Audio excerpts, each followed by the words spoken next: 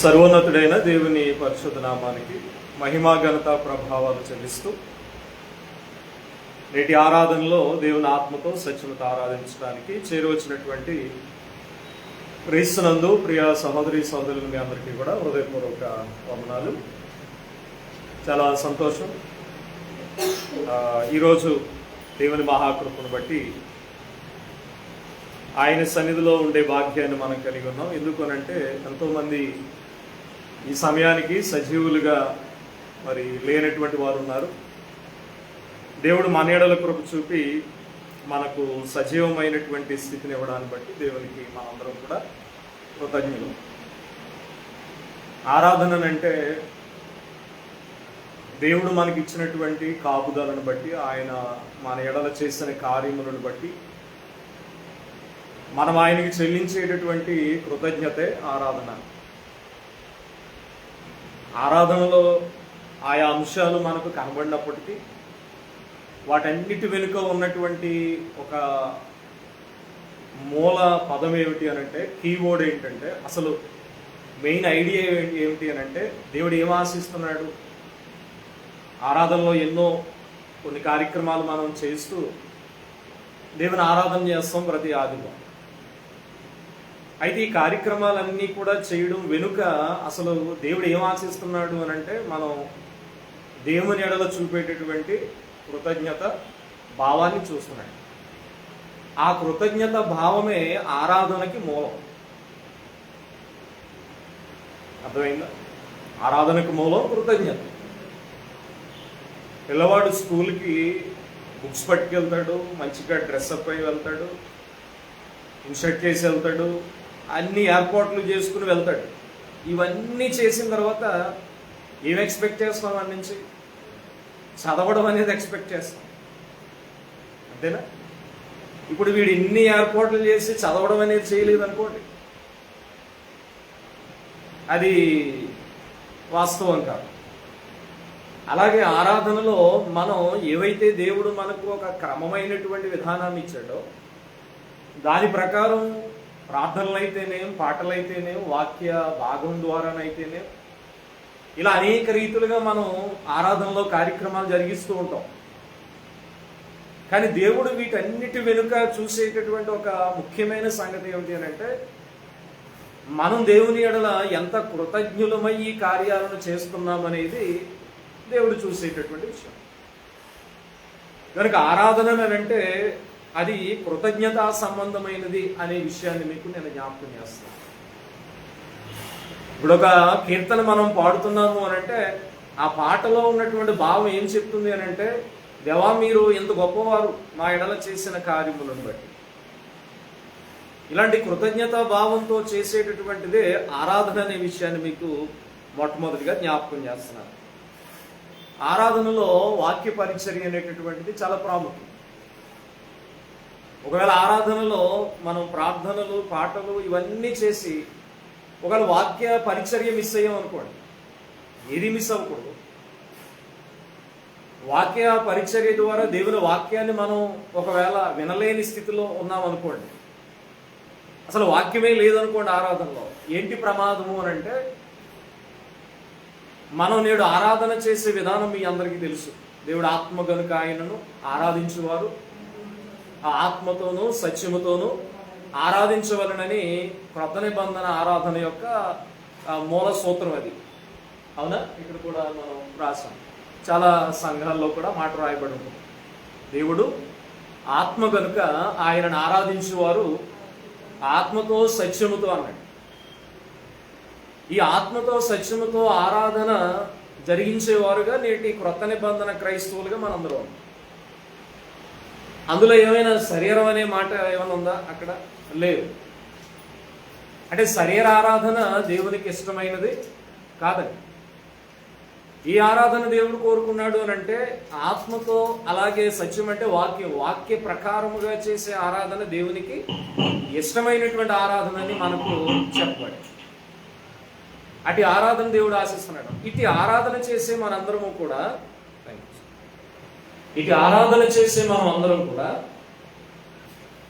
ఆత్మపూర్ణులుగా దేవుని ఆరాధన చేయాలి అని అంటే వాక్యం అనేటటువంటి ఆయుధం మనకి చాలా అవసరం. గతించిన వారంలో ఒకసారి ఆలోచన చేయండి, సోమవారం నుంచి ఇక్కడికి వచ్చే ముందు వరకు కూడా మనం ఎక్కడున్నాం? లోకం. లోకం మనకి ఏమి నేర్పించింది లేదా ఏమి నేర్పిస్తూ ఉంటుంది అని అంటే 100కి 100%, అంతే, 100కి 100%. పోనీ ఒక పర్సెంట్ పక్కట్టండి, 99% ఏమి నేర్పిస్తుంది? ప్రభు యొక్క మనసును నేర్పిస్తుందా? ప్రభు యొక్క ఆలోచన లోకం ఇస్తుందా? చెప్పబడింది ఈ వాక్య భాగంలో, లోకములో ఉన్నదంతా కూడా ఏమిటంట? శరీరాశ. ఇవి ఉన్నాయి, పుష్కలంగా ఉన్నాయి, మనకి ఎంత కావాలో అంత ఉన్నాయి. ఏమిటి? శరీరాశలు, నేత్రాశ అంటే చూపు ద్వారా ఆశపడే విధానం, అలాగే జీవపు డంబం అంట. ఈ 3 లోకంలో పుష్కలంగా ఉన్నాయి.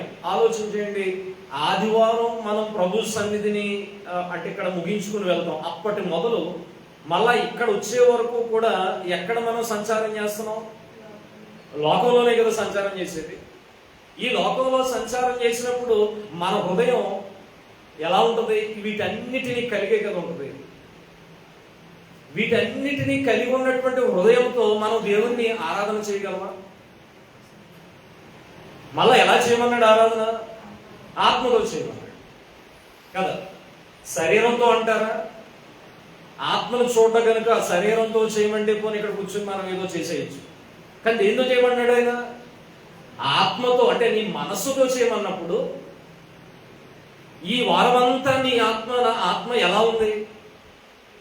అదే ఆత్మతో ఇక్కడికి వచ్చి మనం దేవుని ఆరాధన చేస్తే అది దేవునికి ఇష్టమవుతుందా? అర్థమైందమ్మా? ఒకవేళ ఆత్మ ప్రమేయం లేదనుకోండి, శరీరం లోపల ఏమైందో బయట ఏం తెలియదు కాబట్టి ఇక్కడికి వచ్చి మనం శరీరంతో ఆరాధన చేయొచ్చు. కానీ దేవుడు ఆత్మతో ఆరాధన చేయమన్నప్పుడు ఆ ఆత్మ దేవుని ఎదుట ఎంత పరిశుద్ధమైనదిగా ఆయన సన్నిధిలో ఉండాలనేది ప్రాముఖ్యం. మరి మన ఆత్మని పరిశుద్ధంగా లోకం ఉంచుతుందా? సోమవారం నుండి ఈ ముందు సమయం వరకు, ఇక్కడికి వచ్చే ముందు వరకు లేదే. మరి ఎలా ఇది సాధ్యం? అందువల్లనే వారంలో ప్రతి దినము కూడా మనం ఏం చేయవలసిన వారమై ఉన్నామంటే, ఇలా సంఘంగా ఒకవేళ కూడుకునే సమయం మనకు లేదనుకోండి, ఎందుకంటే అంత సమయాన్ని మనం దేవునికి ఇవ్వలేని బిజీ లైఫ్లో మనం ఉన్నాం, ఓకే. కనీసం ఉదయ రాత్రి సాయంత్రకాల సమయాల్లో ప్రార్థనా జీవితాన్ని గడపగలిగితే మన ఆత్మ ఈ లోక సంబంధమైనటువంటి విధానాల నుంచి బయటపడే అవకాశం. అర్థమైందా? లేదా ఈ వారం మధ్యలో ఏదైతే సంఘ కూడికలు ఉంటాయో ఏవో ఉంటూ ఉంటాయి, వాటికి రాగలిగితే మన ఆత్మీయ స్థితి బాగుంటుంది.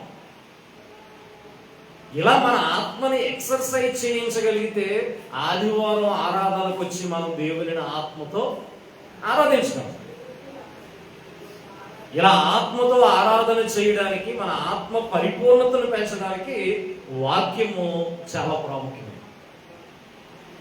ఆరాధనలో ఎందుకు వాక్యం అనేటటువంటిది ప్రాముఖ్యమైనది అనేది మీకు ప్రతి వారం కూడా నేను జ్ఞాపకం చేస్తాను. ఆరాధనలో దేవుని మనం ఆత్మతో పరిపూర్ణంగా ఆరాధించాలి అని అంటే నా ఆత్మ దేవుని ఎదుట యోగ్యమైనదిగా ఉండాలి.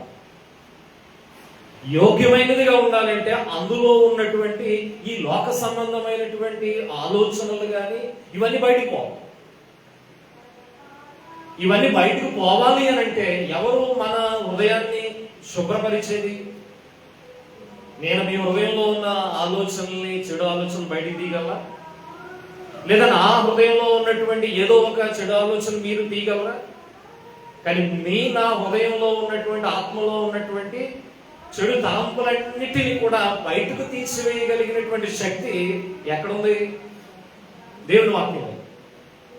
అలాంటి దేవుని వాక్యం చేత ఆరాధనలో మనం ఎప్పుడైతే మన ఆత్మీయ జీవితాన్ని పరిపూర్ణ స్థితిలోకి నడిపించుకోగలమో అప్పుడు మనం చేసేటటువంటి కృతజ్ఞత ఆరాధన దేవునికి ఇష్టమవుతుంది. ఆయన స్వీకరిస్తాడు, ఆయన మహిమ పొందుతాడు, తద్వారా ఆయన మనల్ని దీవించవచ్చు. అదవుతుంది.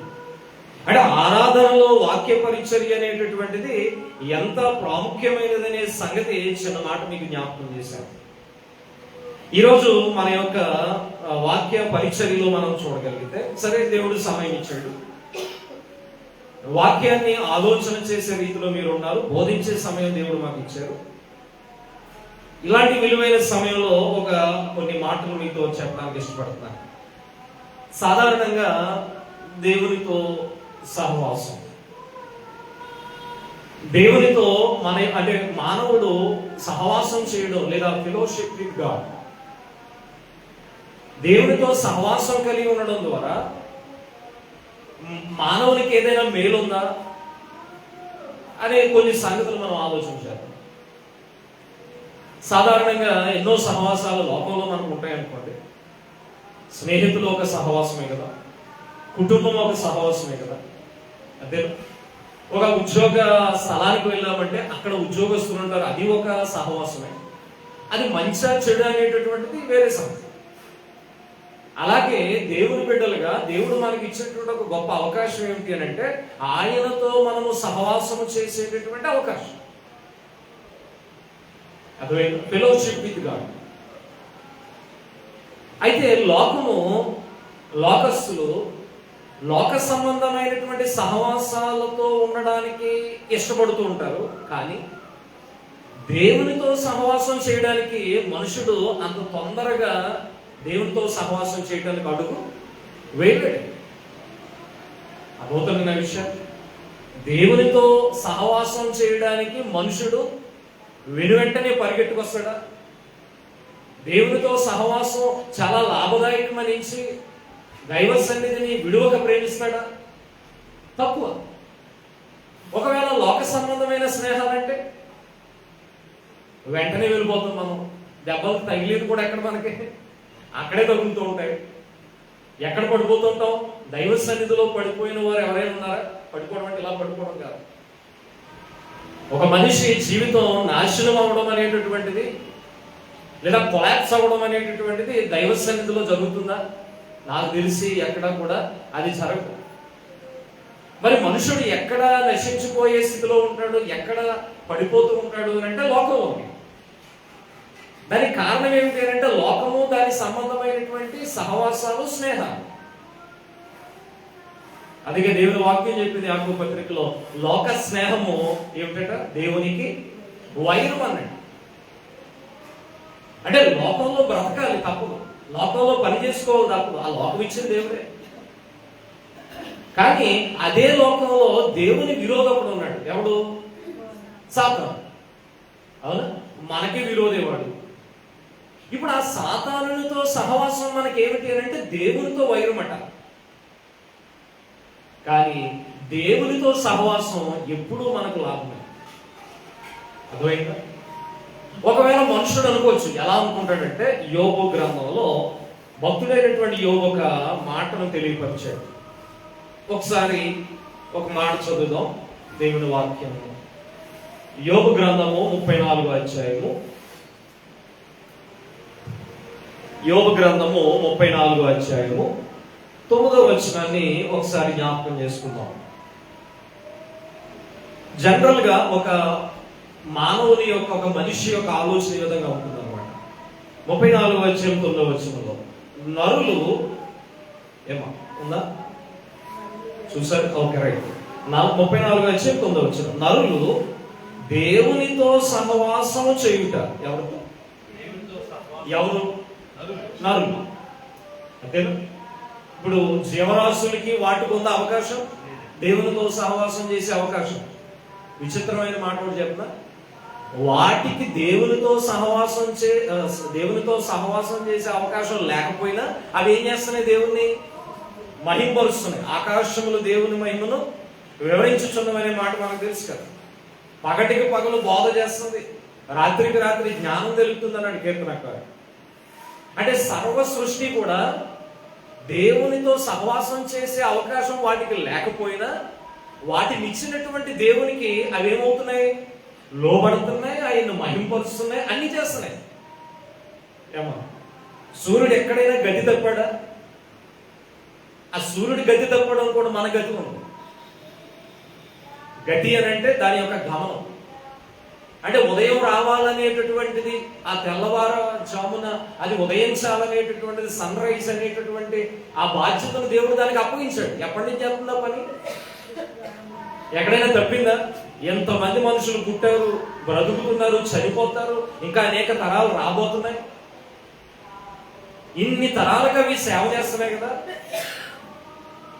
ఎక్కడైనా గతి తప్పాయా? సమయం లేట్ అయినా మనమన్నా లేట్ అవుతాం కానీ ఏమో. దేవునితో సహవాసం చేసేటటువంటి అవకాశం వాటికి లేకపోయినప్పటికీ అవి దేవుని ఏం చేస్తున్నాయి? ఈరోజు నరులకు దేవుడు ఏమి ఇచ్చాడు?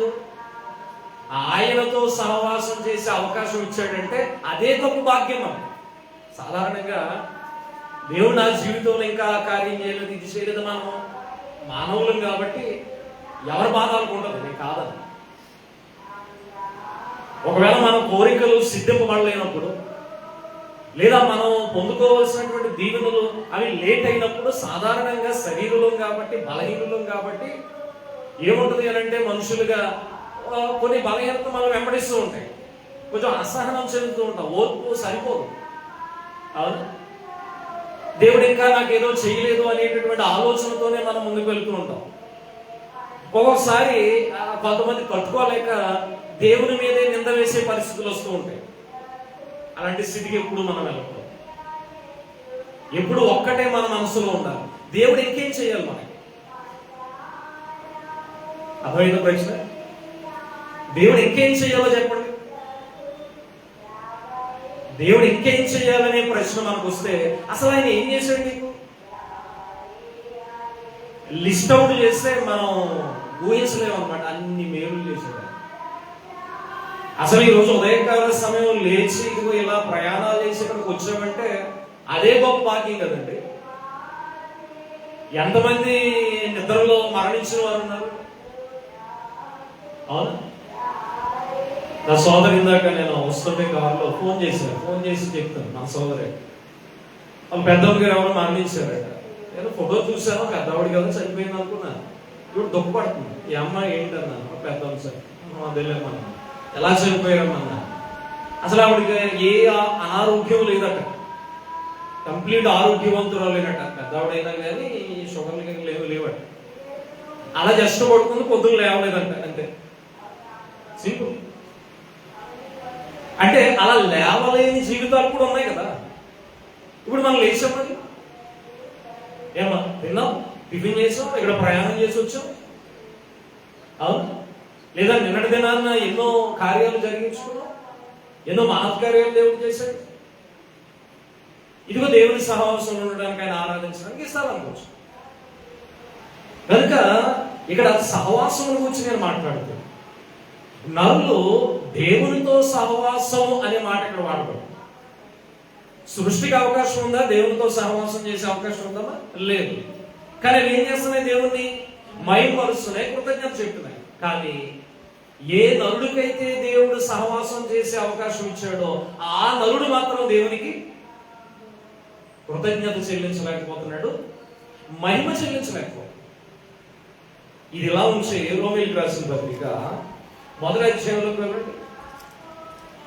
మనుషుడు చేయగలుగుతున్నాడో లేదో నేను చెప్పడం కాదు, కానీ దేవుని మాటే చెప్పింది. రోమీయులకు రాసిన పత్రిక 1వ అధ్యాయము 21వ వచనం మరియు 21వ వచనం. మరియు వారు దేవునిని ఎరిగియు ఆయనను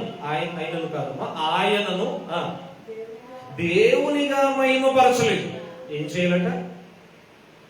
మనుషుల మీద ఒక బాధ్యతను దేవుడు పెట్టాడు. ఏంటి ఆ బాధ్యత అంటే, మనుషుడు దేవుణ్ణి ఎరగాలి. ఇలా చూడండి, చదివేటప్పుడు అటు, చెప్పేటప్పుడు ఇటు. ప్రిన్సిపల్ అది, చదివేటప్పుడు ఇటు, చెప్పేటప్పుడు ఇటు. మనం రివర్స్ చేస్తుంది, అందుకే ఈ విషయాలు అర్థం కావు మనకి. ఏం చెప్పారమంటే ఆ చెప్పారని అంటాం అంతే. ఏం చెప్పారో మరొకరికి చెప్పలేము. మనం మన హృదయాలలో నుంచి వాక్యం ఎప్పుడు ఉప్పొంగి బయటకు వస్తుందో తెలుసా? అది మనకు అర్థమై ఉంటుంది. ఎప్పుడు అర్థమవుతుందో తెలుసా? ఇలాంటి జాగ్రత్తలు మనం తీసుకున్నాం. చదివేటప్పుడు అటు, వినేటప్పుడు ఇటు. దీనికి రివర్స్ చేసాం అనుకోండి, నేను చెప్పేటప్పుడు మీరు కింద చూస్తే, చదివేటప్పుడు ఇటు చూస్తే ఇట్లా రివర్స్ చేయకూడదు. కాబట్టి చూడండి, అక్కడ దేవుని నెరిగియు ఆయనను దేవునిగా ఒక బాధ్యత మనుషుల మీద ఉంది. ఏంటా బాధ్యత? మనుషుడు ఏం చేయాలి? ఆ మాటను బట్టి చెప్పండి. దేవుని ఎరగాలి. అది ఎరగకుండా మహిమపరచలేడు. ఇప్పుడు అతను గొప్ప వ్యక్తి అని మనకు తెలిస్తేనే కదా నమస్కారం పెట్టడం. అంతేనా? వచ్చే వ్యక్తి ఎంత గొప్ప వ్యక్తి అయితే, ఇప్పుడు ముఖ్యమంత్రి గారు వచ్చారనుకోండి, ఎలా ఉంటుంది? ఏది దండలు ఉంటాయి ఇక్కడ? ఇప్పుడు మీలాంటి వాళ్ళు నాలాంటి వాళ్ళు వెళ్ళారు అనుకోండి, ఒక దండాన్ని వస్తుందా? ఒక దండ కూడా ఎవరు, అంతేనా? కానీ ఒక స్థాయిలో ఉన్నటువంటి వారు ఎవరైనా వస్తే మొత్తం అదంతా పులవర్షమే.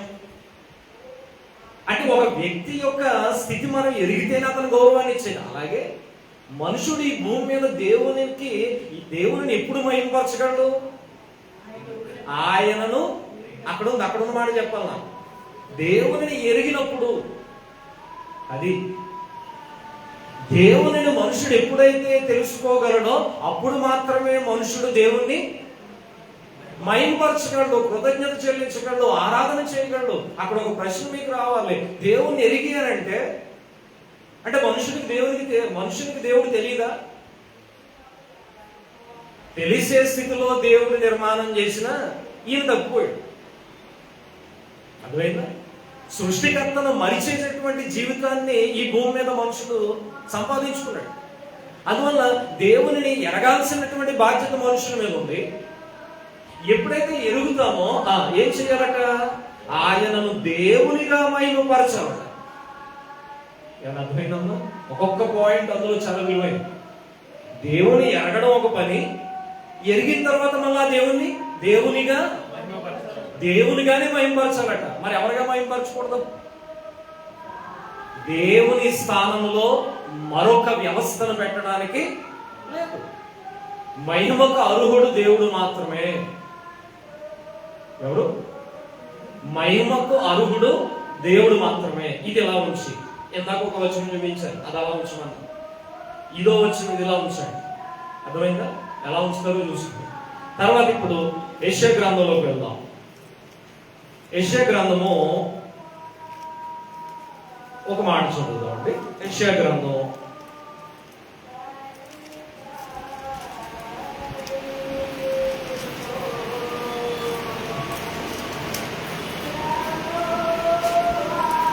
యెషయా గ్రంథము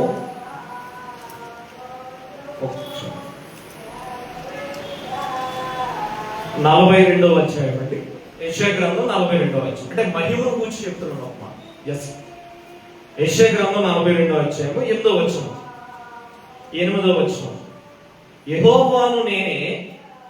ఏమిటట? ఆనాడు ఆ ప్రజలైనటువంటి వారికి దేవుడు చెప్తున్నమాట. ఏమని? యెహోవాను నేనే, ఇదే నా నామము, మరి ఎవనికి నా మహిమను నేను ఇచ్చేవాడను. ఇప్పుడు దేవుడు తన మహిమను ఎవరికి ఇచ్చేవాడు కాదంట. అంటే ఇప్పుడు ఆ మహిమంతా ఎవరికి చెందాలని? అంటే అది ఎలా తీసుకోవాలి మనం? స్వార్థం అంటారా? ఏమా? ఒక రకంగా చెప్పాలంటే మంచి స్వార్థం. ఆ పదం ఉండదు కానీ నేను అంటున్నాను. ఎందుకనంటే సింపుల్ లాజిక్ ఇది. ఏదైనా ఒక చిన్న, అంటే ఒక చిన్న పని, పెద్ద పని అక్కర్లా, ఏదైనా ఒక చిన్న పని, మంచి పని చేసాం అనుకోండి, మనకి ఏమనిపిస్తుంది? హృదయం నిజం చెప్పండి, సంతోషపడుతుంది. ఇంకొకటి, ఎవరైనా నన్ను దానిని బట్టి మెచ్చుకుంటే బాగుంటుందనే మనసు జనరల్గా ఉంటుంది. మనం దాన్ని చెప్పుకోం కానీ జనరల్గా మన మనసు అలా ఉంటుంది. అంటే చేసిన ఆ చిన్న పనికే మనం ఏం కోరుకున్నాం? ఆ మహిమను కోరుకున్నాం. మహిమే. లేదంటే ఎవరైనా నన్ను పొగిడితే బాగున్నాం, ఒకసారి పొగడకపోతే కూడా కొన్ని సందర్భాల్లో సీరియస్నెస్ వచ్చేస్తుంది సంఘాల్లో కూడా. అంటే మనకు ఆ ప్రాబ్లమ్స్ లేవు, మనం తక్కువ మంది కావాలి. పెద్ద పెద్ద సంఘాలు ఏమవుతుందంటే కానుకలు పాపం ఆయన ఎత్తాడు చూస్తాడు వెనకాల నుంచి, నేను ఇచ్చిన కానుక మరి మాస్టర్ గారు చదువుతారో లేదని ఈ కొమ్మని, ఎందుకంటే ఎంతమందిని మేనేజ్ చేసే క్రమంలో ఒక్కోసారి మర్చిపోవచ్చు. అవును, నిజంగా మర్చిపోయాడు అనుకోండి, ఏంటి ఇంకా అక్కడి నుంచి తిట్టుకుని ఆయన అలాగే వెళ్ళిపోతాడు. అవును, ఓసారి ప్రార్థన అవసరతలు ఎక్కువగా చెప్తుంటారు. ఒకసారి మైండ్, మరి మనుషులమే కదా మేమైనా, ఒకసారి మిస్ అవుతూ ఉంటాయి. కొన్ని అయ్యగారు సరే మిస్ అయిపోయారు, అదే మర్చిపోయారు అని వచ్చి ప్రార్థన చేయించుకుంటే అయిపోయింది. వెళ్ళిపోతూ చాలా మంది, అంటే నేను పూర్వం దినాల్లో చూశాను, చదువుకుంటూ వెళ్తుంటాను. అది కరెక్ట్. ఇక్కడ పరిస్థితి కూడా మనం అర్థం చేసుకోవాలి.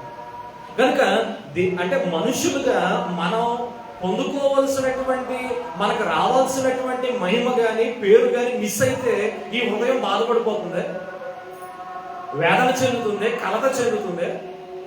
మరి దేవునికి చెందాల్సిన మహిమ మరి ఆయనకి చెందాలా లేదా? ఇంకొక ప్రశ్న, అసలు దేవునికి ఎంత మహిమ ఉంది?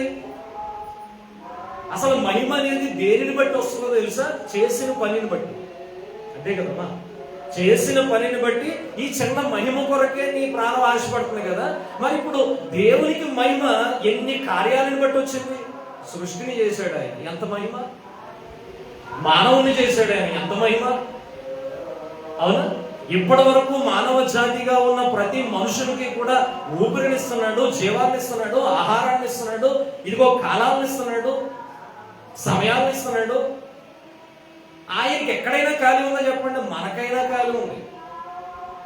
అందుకే ఆయన నిరంతరం మన కొరకు ప్రయాసపడేవాడనే కోణంలోనే ఒక మాట వాడబడింది. ఏంటో తెలుసా? ఆయన కునుకడు, నిద్రపోడు. అంటే దేవుడు అంటే ఆయన పడుకుంటాడా? అది కాదు అక్కడ సెన్స్.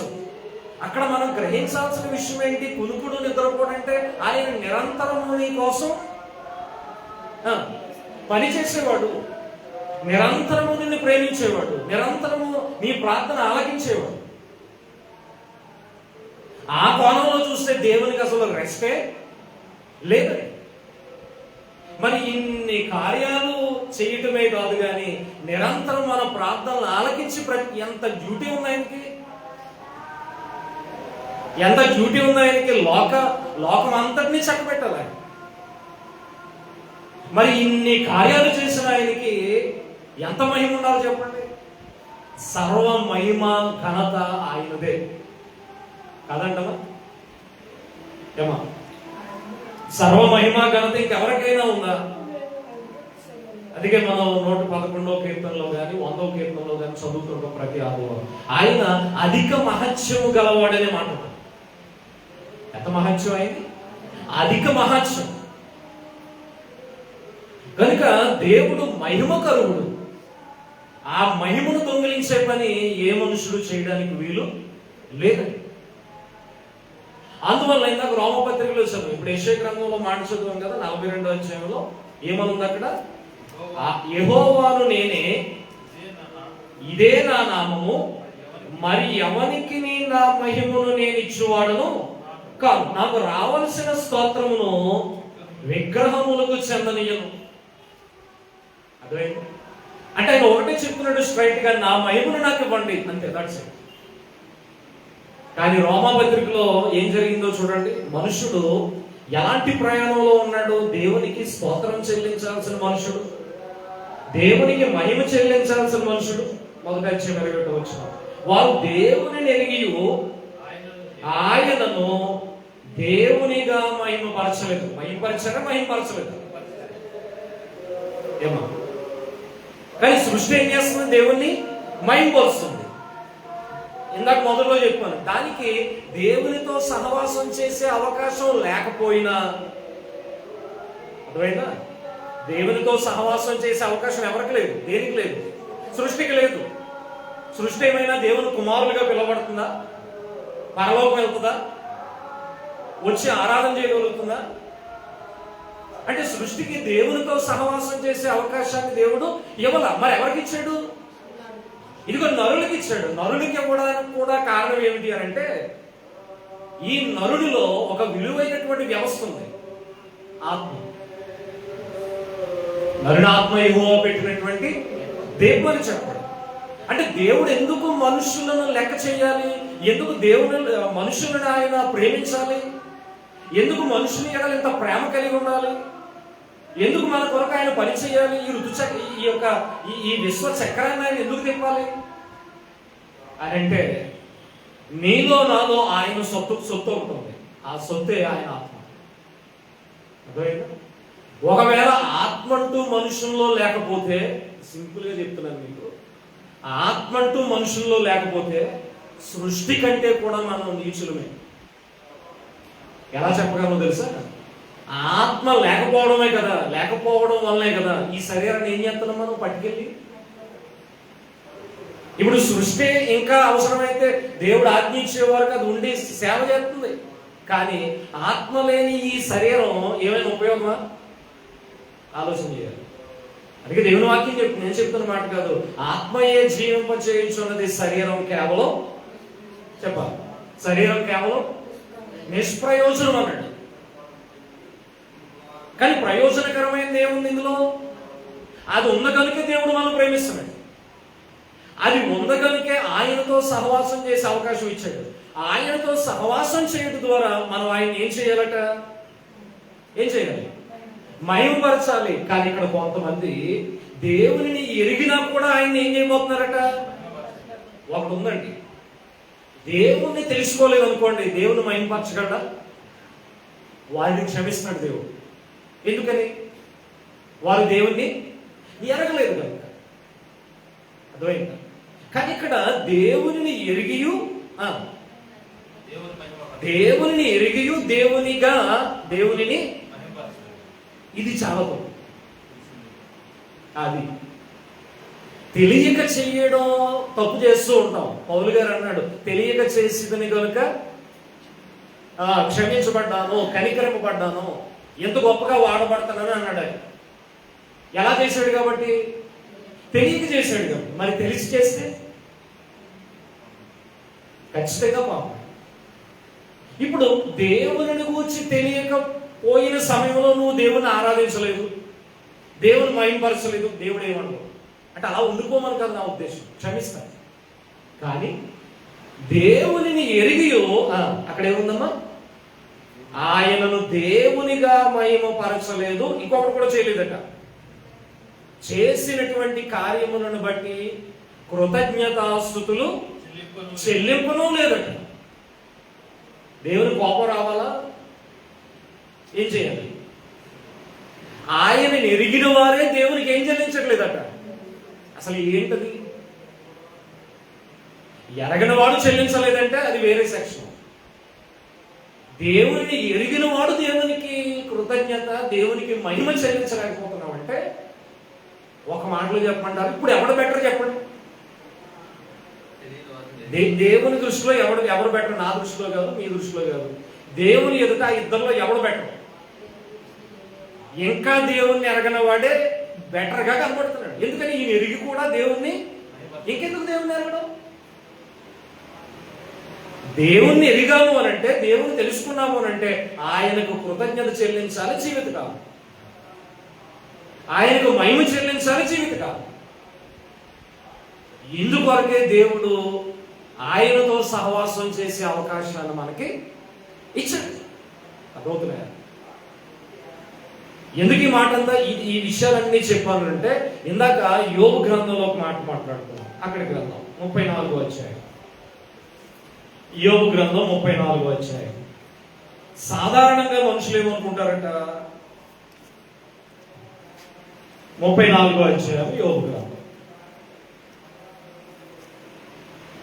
34 చదవాలి దాకా.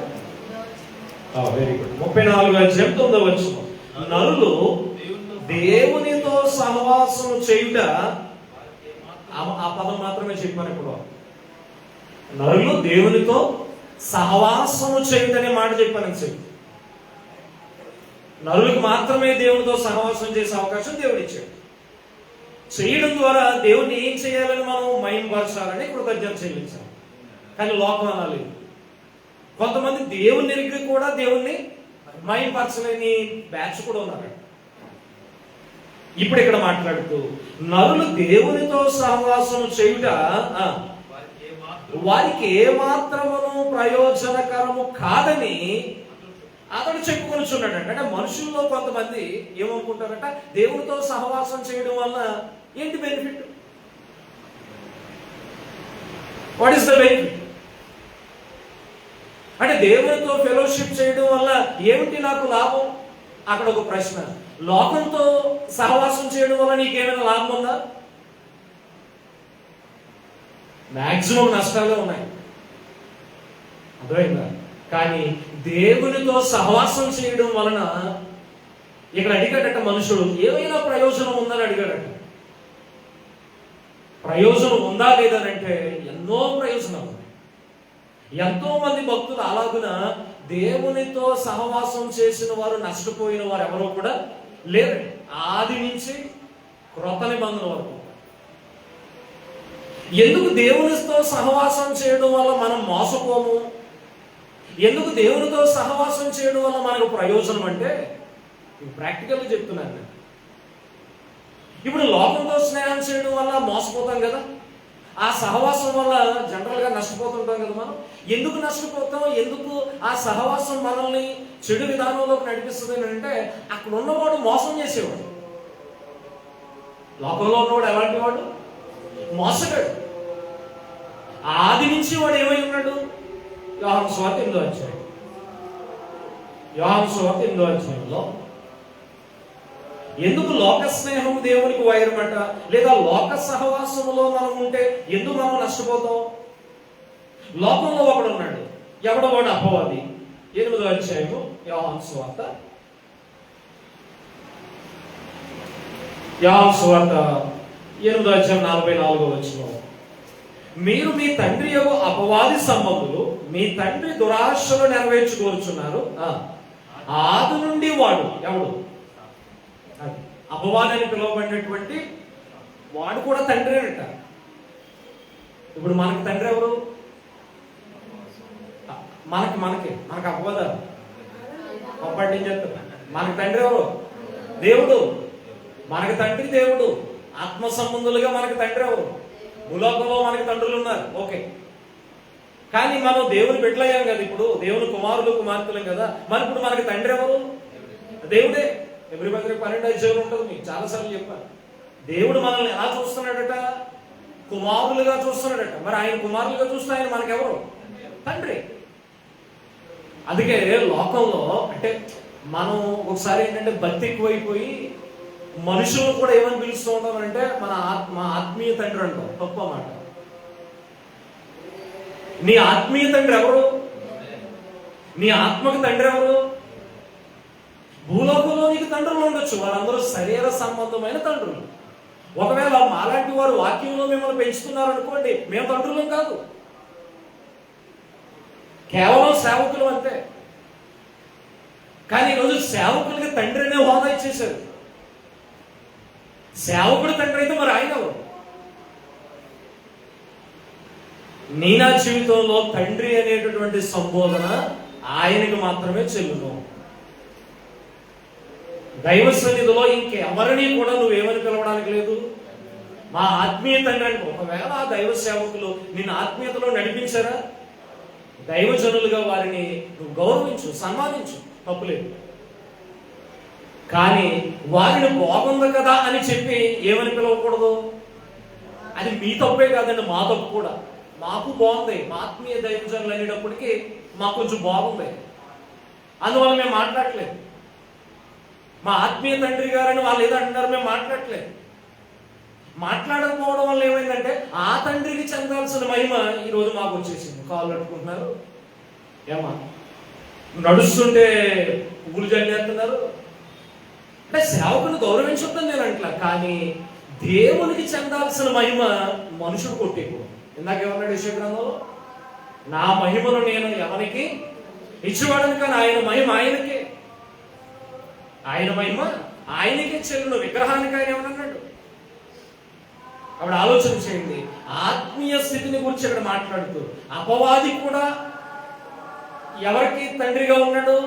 వాడిని ఫాలో అయ్యేవారు ఎవరైతే ఉన్నారో వారికి తండ్రిగా ఉన్నాడు. కానీ అపవాది మనకి తండ్రి కాదు. మనకి తండ్రి దేవుడే. ఇప్పుడు ఆ తండ్రి అయినటువంటి ఏదైతే అపవాది తండ్రిగా ఉన్నాడో లోకానికి, వాడు ఏం చేస్తున్నాడంటే ఆది నుంచి ఒకసారి చదువుదాం 8వ అధ్యాయం యోహాను సువార్త. అపవాది సంబంధులు మీ తండ్రి దురాశను నెరవేర్చుకోరుచున్నారు. ఆది నుండి ఎప్పటి నుంచి పనిచేస్తున్నాడు? మీరు నేను పుట్టక మునిపే అపవాది గడి పనిచేసేస్తున్నాడు. ఆది నుండి వాడు నరహంతకుడై ఉండి, ఏమిటంటే వాడి టైటిల్, అమ్మవాడి టైటిల్ ఏంటి? నీతిమంతుడా. నరహంతకుడై ఉండి సత్యమందు నిలిచిన వాడు కాడు. వాని యందు సత్యమే లేదు. వాడు అబద్ధవాడునప్పుడు తన స్వభావమును అనుసరించియే మాట్లాడును. వాడు అబద్ధికుడును, అబద్ధమునకు.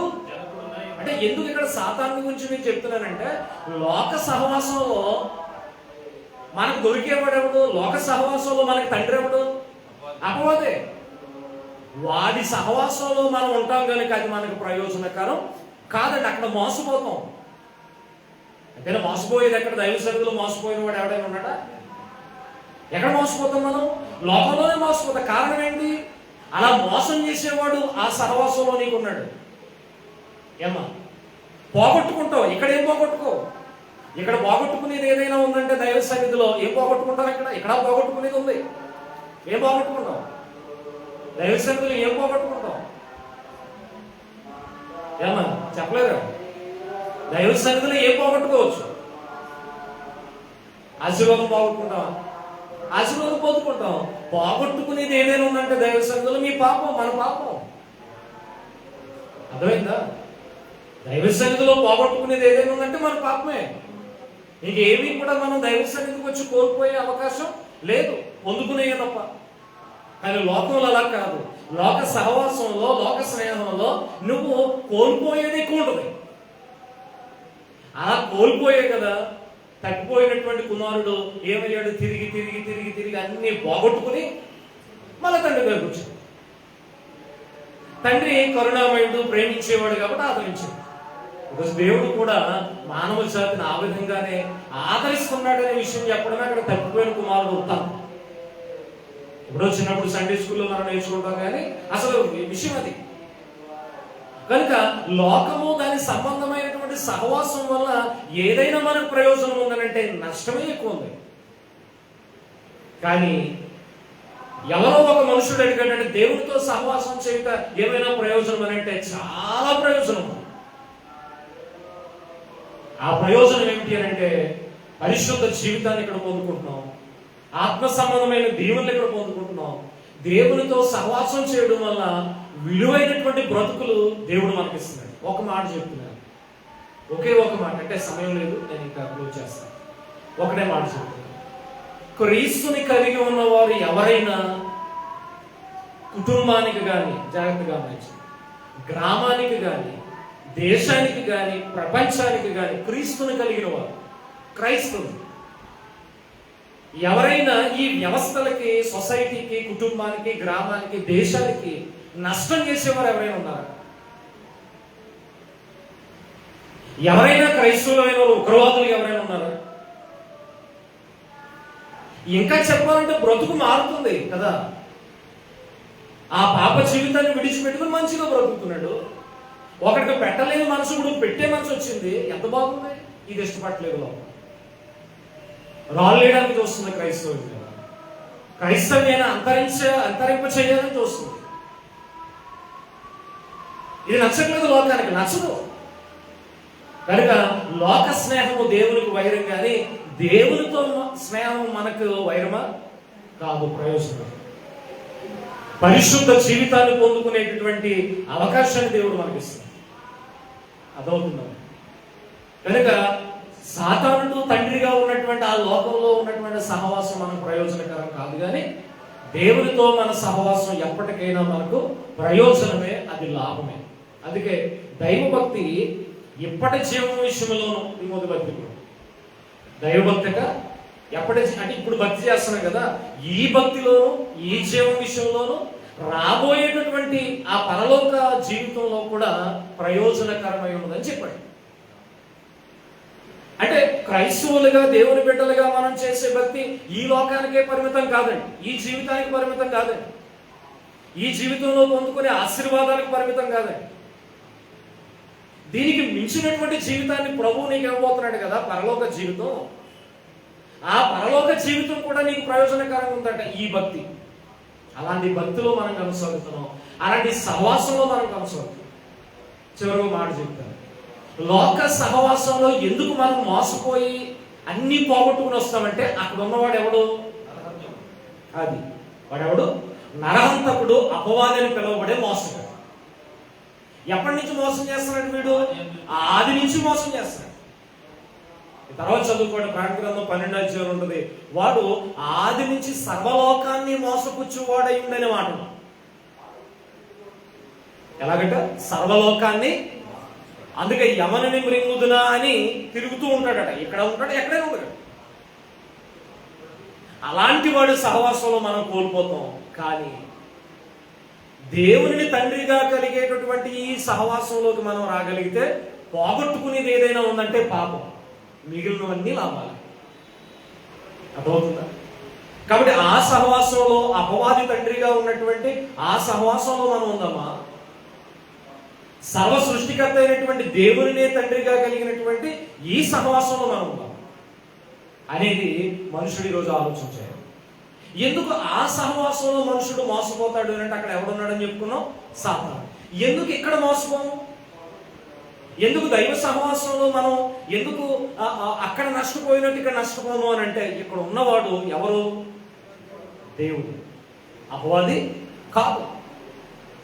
ఎలాంటి వాడంటే ఈయన ఒకసారి మాట చూసేయండి. హెబ్రీయులకు రాసిన పత్రిక, ఇందాక సోదరులు మూలవాక్యంగా చదివారు కాబట్టి ఆ వచనం చెప్పి మరి నేను ముగిస్తాను. హెబ్రీయులకు రాసిన పత్రిక 6వ అధ్యాయం 10వ వచనంలో మీరు చేసిన కార్యమును 6వ అధ్యాయం 10వ వచనం, మీరు చేసిన కార్యమును మీరు పరిశుద్ధులకు ఉపచారము చేసి ఇంకనూ ఉపచారము చేయుచుండుట చేత, అంటే దేవుని బిడ్డలుగా మనం ఎంత ప్రేమ చూపిస్తున్నామట, మన తోటి వారికి ఉపచారం చేస్తున్నామట, అదంతా మాట్లాడుతూ చేయుచుండుట చేత అంటే ఎంత సత్క్రియలు చేస్తున్నారు కదా మీరు. ఆ తర్వాత ఉంది, తన నామమును బట్టి చూపిన ప్రేమను మరుచుటకు. అర్థమైందా? అసలు సంఘములో దేవుని బిడ్డలుగా ఒక్కొక్కసారి మన ప్రేమ చాలా ఉన్నతంగా ఉంటుంది. అసలు అంత ప్రేమ చూపడానికి లోకంలో ఎందుకు చూపట్లేదు, దైవ సన్నిధిలో ఎందుకు చూపుతున్నామంటే ఎవరి నామాన్ని బట్టి ప్రేమది అక్కడ ఉంది. తన నామమును బట్టి చూపిన ప్రేమను మరుచుటకు. మీకు ఎలా అర్థమైందా? ఎవరి నామాన్ని బట్టి ఇంత ప్రేమ చూపుతున్నాం మనం? ఒకవేళ నా నామాన్ని బట్టి ప్రేమ చూపమంటే చూపలేము. కేవలం క్రీస్తు నామాన్ని బట్టి మాత్రమే ఇంత ప్రేమ మన మధ్యలోకి వచ్చింది. ఒకనాడు ఉందా మీ ప్రేమ? ఇక్కడ జాతులు ఉన్నాయా, కులాలు ఉన్నాయా, మతాలు ఉన్నాయా, వేషభావాలు ఉన్నాయా? ప్రేమ ఒక్కటే నిలిచేది దైవ సన్నిధిలో. మరి ఇది సాధ్యమైంది అని అంటే, లోకంలో సాధ్యపడలేదు అని అంటే దీనికి కారణం ఎవరు? మీరు కాదు, వారు కాదు, మీరు కాదు, నేను కాదు, మన పేర్లు అసలు కాదు. కేవలం క్రీస్తు అనేటటువంటి ఆ నామాన్ని బట్టి మనం ఏకమయ్యాం, అంతేనా? క్రీస్తు అనే ఆ నామాన్ని బట్టి ఒకరి ఎడలో ఒకరు ఏం చూపుకున్నామట, అది ఎంత ప్రేమ చూపిస్తున్నారు కదా మీరు. దేవుడు అంటున్నాడు, దేవుని వాక్యం, ప్రేమను మరుచుటకు. ఎంత ప్రేమ మీరు చూపెడుతున్నారు కదా, ఎంత ప్రేమను మరుచుటకు ఆ దేవుడు.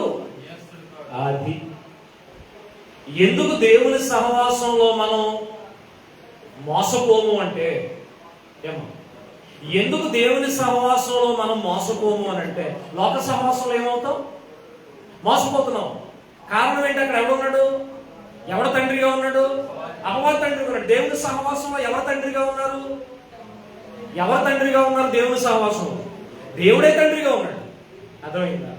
ఎందుకు ఇక్కడ మోసపోము అని అంటే, నీవు ఎవరినైతే తండ్రిగా దేవునిగా కలిగి ఈ సహవాసంలో ఉన్నావో ఆయన ఎవరు కాదని చెప్పబడింది? అన్యాయస్తుడు కాదు. లోకంలో ఎందుకు పోగొట్టుకుంటావు, ఎందుకు ఇక్కడ పొందుకుంటామంటే, లేదా లోకంలో ఎందుకు మోసపోతాం, ఇక్కడ ఎందుకు మోసపోతాం అంటే ఇక్కడ మోసం చేసేవాడు లేడు. మోసం చేసేటటువంటి దేవుని సహవాసంలో మనం ఈరోజు లేవు. ఆయన అన్యాయస్తుడు కాదట. ఏ సహవాసంలో మనం ఉన్నామో మనకు తెలిస్తే మన గుండెలు అడిగిపోతాయి. ఎవరి సహవాసంలో మనం ఉన్నాం? యోహాను పత్రిక 1వ అధ్యాయము 3వ వచనంలో మాతో కూడా మీకును సహవాసం కలుగునట్లు. మొదటి పత్రిక 1వ అధ్యాయము యోహాను 3వ వచనం మాతో కూడా మీకును సహవాసం కలుగునట్లు మేము చూసిన దానిని వినిన దానిని మీకు తెలియజేస్తున్నాం. ఇప్పుడు చూడండి, మన సహవాసం అయితే, క్రైస్తవులుగా మన సహవాసం అయితే తండ్రితో కూడాను, ఎవరితోనమ్మా? సాతానుడితోనా? మనుషులతోనా? శరీరులతోనా? లోకంతోనా? ఎవరితో ఉంది? తండ్రితో కూడాను, ఆయన కుమారుడైన యేసుక్రీస్తుతో కూడాను ఉన్నది. అంటే సృష్టికర్తతోనే మనకి సహవాసం అండి.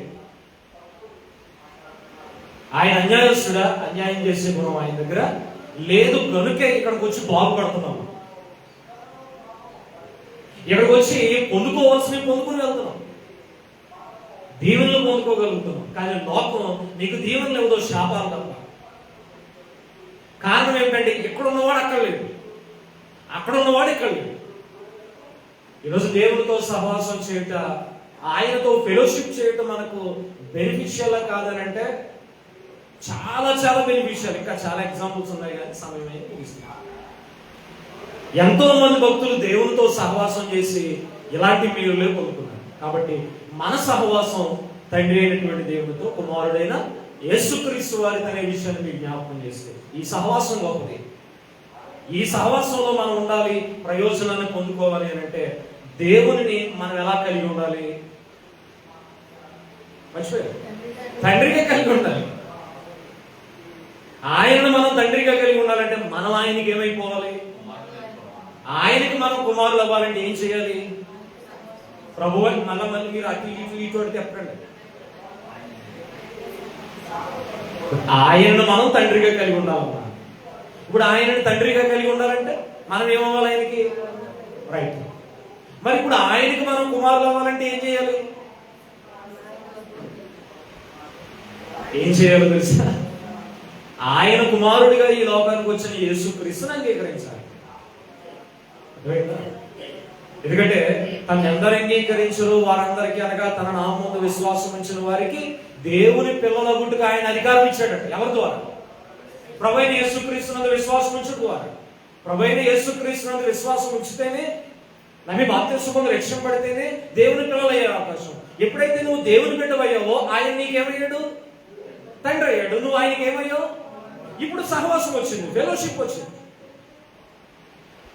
ఈ సహవాసంలో ఉండుట నీకు ప్రయోజనము. అది నా బాధ. అర్థమైందా? ఒకవేళ ఈ సహవాసం లేవనుకోండి, ఆ సహవాసంలో ఉంటాం, అప్పుడు తండ్రి ఉండదు, అప్పుడు తండ్రి ఉండదు, అపవాది. మరి ఆ సహవాసం ప్రయోజనం అందుకే నష్టపోతాం, కోల్పోతాం. కనుక దేవుడితో సహవాసం చేయటం నరుడికి మేలు, ప్రయోజనకరమైన విషయాన్ని మీకు జ్ఞాపకం చేసి మాటలు ముగిస్తున్నాను. శ్రద్ధగా, ఓపికగా విన్నటువంటి మాటలను బట్టి మన దేవుడు బహుగా దీవించి ఆశీర్వదించాలని నేను హెచ్చరించుకుంటూ మాటలు ముగిస్తున్నాను. God bless you all. మీ అందరికీ నా ప్రత్యేక వందనాలు.